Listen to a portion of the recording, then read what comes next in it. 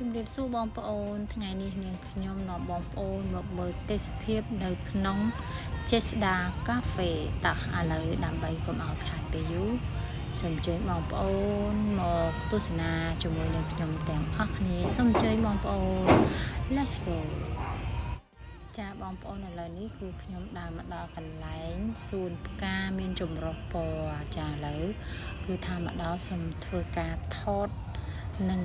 ច្រៀងបងប្អូននេះបងប្អូនគាត់ទស្សនាតែគាត់ដឹងថាកន្លែងនេះគឺថាសម្បូរទៅដោយទេសភាពស្រស់ស្អាតណាស់បងប្អូន